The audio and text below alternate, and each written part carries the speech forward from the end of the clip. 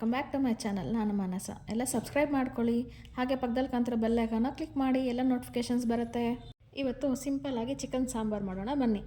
ಮೊದಲಿಗೆ ಮಸಾಲ ರುಬ್ಕೊಂಡಿದ್ದೀನಿ. ಕೊಬ್ಬರಿ, ಕೊತ್ತಂಬರಿ ಸೊಪ್ಪು, ಪುದೀನ, ಧನಿಯಾ ಪುಡಿ, ಚಿಕನ್ ಮಸಾಲ, ಗರಂ ಮಸಾಲ, ಶುಂಠಿ, ಬೆಳ್ಳುಳ್ಳಿ ಹಾಕಿ ನುಣ್ಣಗೆ ರುಬ್ಬಿಟ್ಕೊಂಡಿದ್ದೀನಿ. ಮತ್ತು ಈರುಳ್ಳಿಗೆ ಚಕ್ಕೆ ಲವಂಗ ಹಾಕಿ ಅದನ್ನು ರುಬ್ಬಿಟ್ಕೊಂಡಿದ್ದೀನಿ. ಬನ್ನಿ ಇವಾಗ ಸ್ಟವ್ ಹಚ್ಚಿ ಒಂದು ಪಾತ್ರೆ ಇಟ್ಟು ಅದಕ್ಕೆ ಎಣ್ಣೆ ಹಾಕಿ ಸಾಸಿವೆ ಸಿಡಿದ ಮೇಲೆ ಕರಿಬೇವಿನ ಸೊಪ್ಪು, ಒಂದು ಪಲಾವ್ ಎಲೆ, ಹಾಗೆ ಈರುಳ್ಳಿನ ರುಬ್ಬಿಟ್ಕೊಂಡಿದ್ವಲ್ಲ ಅದನ್ನು ಹಾಕಿ ಚೆನ್ನಾಗಿ ಫ್ರೈ ಮಾಡ್ಕೊಳ್ಳಿ. ಅದು ಹಸಿ ವಾಸನೆ ಹೋಗೋ ತನಕ ಫ್ರೈ ಆಗಲಿ. ಫ್ರೈ ಆದಮೇಲೆ ನೋಡಿಕೊಂಡು ಚೆನ್ನಾಗಿ ಫ್ರೈ ಆಗಿದೆ ಅಂದಮೇಲೆ ಚಿಕನ್ನ ಚೆನ್ನಾಗಿ ತೊಳೆದಿಟ್ಕೊಂಡಿರ್ತೀವಲ್ಲ ಆ ಚಿಕನ್ನ ಹಾಕಿ ಅದನ್ನು ಸಹ ಚೆನ್ನಾಗಿ ಫ್ರೈ ಮಾಡ್ಕೋಬೇಕು. ಒಂದು 5 ನಿಮಿಷ ಉರಿಬೇಕು. ಚಿಕನ್ ಹಾಕಿ ಚೆನ್ನಾಗಿ ಹುರ್ಕೊಂಡ್ಮೇಲೆ ಸ್ವಲ್ಪ ನೀರು ಬಿಡುತ್ತೆ. ಆ ನೀರು ಹಂಗೆ ಬಿಟ್ಟಮೇಲೆ ಆ ನೀರು ಡ್ರೈ ಆಗೋ ತನಕ ಚೆನ್ನಾಗಿ ಹುರ್ಕೊಳ್ಳಿ. ಆವಾಗ ಚಿಕನ್ ಅದರಲ್ಲೇ ಒಗ್ಗರಣೆಯಲ್ಲೇ ಅರ್ಧ ಬೆಂದೋಗಿರುತ್ತೆ. ಒಗ್ಗರಣೆಯಲ್ಲೇ ಅರ್ಧ ಬೆಂದಮೇಲೆ ಟೇಸ್ಟ್ ಚೆನ್ನಾಗಿರುತ್ತೆ. ಮತ್ತು ನೋಡಿಕೊಂಡು ಅದಕ್ಕೆ ಸ್ವಲ್ಪ ಅರಿಶಿನ ಹಾಗೆ ರುಚಿಗೆ ತಕ್ಕಷ್ಟು ಉಪ್ಪು ಒಂದೇ ಸಲನೇ ಹಾಕಿಬಿಡ್ತೀನಿ ನಾನಾದರೆ.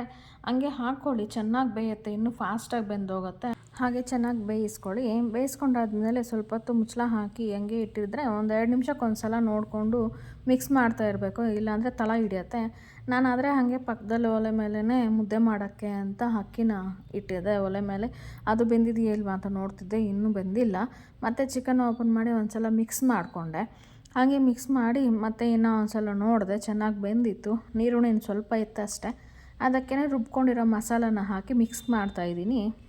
ರುಬ್ಕೊಂಡಿರೋ ಮಸಾಲೆನ ಹಾಕಿ ಸ್ವಲ್ಪ ಹಂಗೆ ಫ್ರೈ ಮಾಡ್ಕೊತೀನಿ. ಅದು ಹಂಗೆ ಫ್ರೈ ಆದರೆ ಚೆನ್ನಾಗಿರುತ್ತೆ ಟೇಸ್ಟ್ ಅಂತ.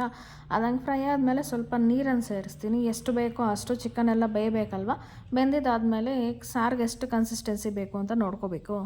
ನೋಡಿಕೊಂಡು ಎಷ್ಟು ನೀರು ಬೇಕೋ ಅಷ್ಟು ನೀರನ್ನು ಹಾಕಿ ಚೆನ್ನಾಗಿ ಕುದಿಸ್ಕೊಳ್ಳಿ. ನಂದಾದರೆ ಸಾಂಬಾರೆಲ್ಲ ರೆಡಿ ಆಯಿತು. ಮುದ್ದೆನೂ ರೆಡಿ ಮಾಡಿಟ್ಟಿದ್ದೀನಿ. ಒಂದು ಕಡೆ ಅನ್ನಕ್ಕೆ ಇಟ್ಟಿದ್ದೀನಿ, ಇನ್ನೊಂದು ಕಡೆ ನಮ್ಮ ಅತ್ತೆ ಬಿಸಿನೀರು ಕುಡಿತಾರೆ, ಅದಕ್ಕೆ ಅವ್ರಿಗೋಸ್ಕರ ಅಂತ ಬಿಸಿನೀರಿಗೂ ಇಟ್ಟಿದ್ದೀನಿ. ಇವತ್ತಿನ ಅಡುಗೆ ಎಲ್ಲ ಆಯಿತು. ಸಬ್ಸ್ಕ್ರೈಬ್ ಮಾಡ್ಕೊಳ್ಳಿ.